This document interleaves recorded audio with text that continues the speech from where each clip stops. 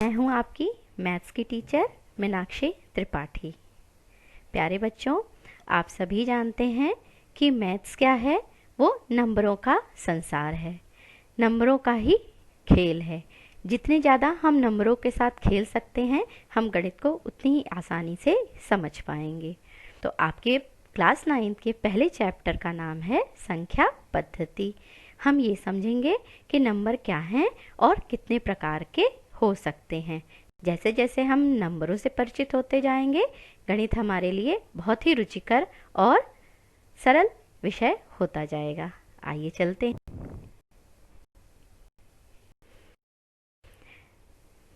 बच्चों, नंबरों से आप परिचित हैं। आप सभी जानते हैं कि सप्ताह में कितने दिन होते हैं। बिल्कुल सही, 7 दिन होते हैं। महीने में कितने दिन होते हैं? 30 या 31।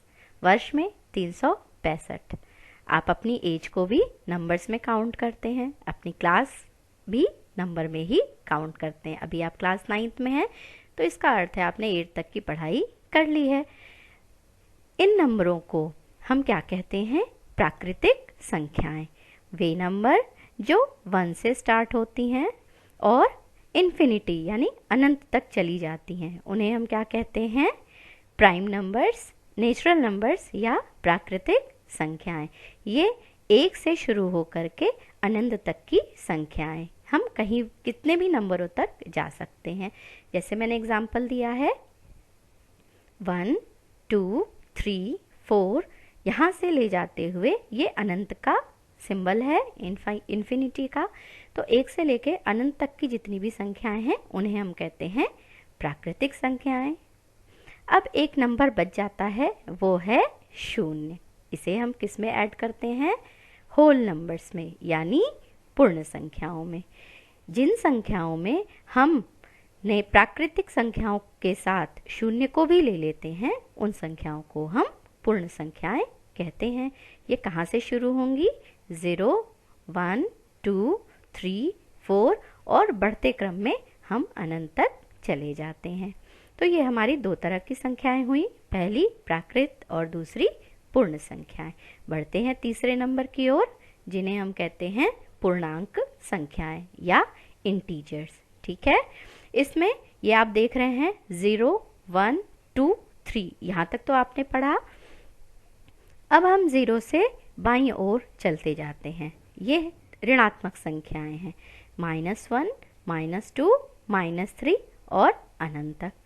तो 0 की दाहिनी ओर बढ़ेंगे तो धनात्मक संख्याएं और बाईं ओर बढ़ते हैं तो ऋणात्मक संख्याएं। इन सभी संख्याओं को हम पूर्णांक संख्याएं या इंटीजर्स कहते हैं। यानी इसमें हमारी पूर्ण संख्याएं भी हैं 0 से लेकर, प्राकृत संख्याएं भी हैं 1 से लेकर, और इसके बाद उन सभी के प्रतिलोम यानी नेगेटिव जो हैं वो इसमें लिए जाते हैं। अगले कदम पे चलते हैं, वे हैं परिमेय संख्याएं या जिनको हम कहते हैं रैशनल नंबर्स। ठीक है, क्या लिखा है कि वे संख्याएं जिन्हें हम p/q के रूप में लिख सकते हैं और जहां q हमारा 0 नहीं होता है। मतलब p/q मतलब p क्या है? हमारा न्यूमरेटर है और q क्या है? डिनोमिनेटर। p अंश है और q हर है। जैसे मैंने एग्जाम्पल दिया है 3/1। 3 हमारा क्या है? Numerator, 1 denominator. यहाँ आप देख रहे हैं कि जो डिनोमिनेटर है वो 0 नहीं है। इसी तरह 7/2 पर आते हैं, 7 न्यूमरेटर, 2 डिनोमिनेटर। यहाँ भी 2 0 नहीं है, यानी q हमारा 0 नहीं है। यहाँ आपको सिंपल 6 नंबर दिख रहा है। क्या ये रैशनल नंबर है? बिल्कुल रैशनल नंबर है, क्योंकि 6 को हम 6/1 के फॉर्म में लिख सकते हैं। तो यदि आपके सामने नंबर 6, नंबर 5, नंबर 3 इस तरह से नेचुरल नंबर दिए हों, तो आप इन्हें कह सकते हैं कि ये सभी संख्याएं परिमेय संख्याएं हैं। क्यों? क्योंकि हम इन्हें अपॉन 1 करके लिख सकते हैं। 6/1, 5/1, 2/1, ये सारी संख्याएं परिमेय संख्याएं होती हैं। अगली संख्या है 1/5। ये भी परिमेय संख्या है जहाँ q हमारा 0 नहीं होता है, मतलब नीचे 0 नहीं होना चाहिए आपके डिनोमिनेटर में। अगली संख्याओं के क्रम में आते हैं, उन्हें कहते हैं हम अपरिमेय संख्याएं या इर्रेशनल नंबर्स। वे संख्याएं जिन्हें p बाई क्यू के रूप में नहीं लिखा जा सकता। मतलब जैसे यहाँ पे हमने 3/1 7/2 लिखा, इस फॉर्म में हम इन नंबरों को नहीं लिख सकते, हम इन्हें रूट के फॉर्म में लिखते हैं, जैसे √5, √7, √3, √6 ऑनवर्ड्स। ठीक है, तो ये आपने संख्याओं के बारे में पता किया कि ये संख्याएं हमारे पास कितने प्रकार की होती हैं। Natural numbers, whole numbers, integers, rational number और इर्रेशनल नंबर। इन्हें आप अपनी कॉपी में नोट करेंगे। आगे चलते हैं।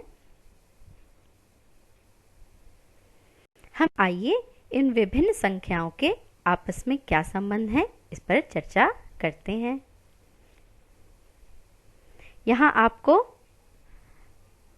दिख रहा है एक बड़ा सा सर्किल ग्रीन कलर का, जिसे हम कहते हैं रियल नंबर यानी वास्तविक संख्याएं।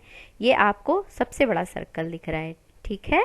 तो वास्तविक संख्याओं में सभी संख्याएं आती हैं, चाहे वो परिमेय संख्याएं हों, पूर्णांक संख्याएं हों, पूर्ण संख्याएं हों, प्राकृत संख्याएं हों या अपरिमेय संख्याएं हों। ठीक है, अब हम उल्टा चलते हैं। हम देखते हैं कि ये जो नेचुरल नंबर है, ये इसके बाहर होल नंबर दिया हुआ है, तो सारे नेचुरल नंबर जो हैं वो होल नंबर में आते हैं, जैसे 1 2 3 4 और इन्फिनिटी। इसी तरह सारे होल नंबर इंटीजर में आते हैं, बिल्कुल 0 1 2 3 ये सारे आ रहे हैं। लेकिन अगर हम इसका उल्टा देखें कि सारे इंटीजर होल नंबर हैं, तो ऐसा नहीं है, क्योंकि हम इंटीजर जब लेते हैं तो उनके ऋणात्मक नंबर भी लेते हैं, -1 -2 -3। ठीक है, तो सारे इंटीजर होल नंबर नहीं हैं, लेकिन सारे होल नंबर इंटीजर में आते हैं। इसी तरह सारे नेचुरल नंबर होल नंबर में आते हैं, लेकिन हम ये नहीं कह सकते कि सारे होल नंबर, सारी पूर्ण संख्याएं प्राकृत संख्याएं, ऐसा नहीं है। क्यों? क्योंकि जो प्राकृत संख्याएं हैं उसमें 0 नहीं आता है। इसी तरह हम आगे बढ़ते हैं, तो सारे जो इंटीजर्स हैं वो रैशनल नंबर हैं, लेकिन सारे रैशनल नंबर इंटीजर नहीं होते हैं। इससे संबंधित अभ्यास भी आपको दिया गया है पाठ के बीच बीच में, तो उन्हें हम चर्चा करते रहेंगे। इसके बाद आते हैं रैशनल नंबर, जिनके बारे में हमने आपको अभी बताया है। इन्हें रूट के फॉर्म में लिखा जाता है, √2, √3, √4 और इसी प्रकार। तो आपने नंबर के बारे में समझ लिया। सारी नंबर वास्तविक नंबर हैं, रियल नंबर। उनके अंतर्गत परिमेय, पूर्णांक, पूर्ण संख्याएं, प्राकृत संख्याएं और अपरिमेय संख्याएं आती हैं। अब हम अगली क्लास में इनके संबंधित अभ्यास को करेंगे और धीरे धीरे नंबरों के खेल को एंजॉय करेंगे। थैंक यू बच्चों, हैव अ नाइस डे।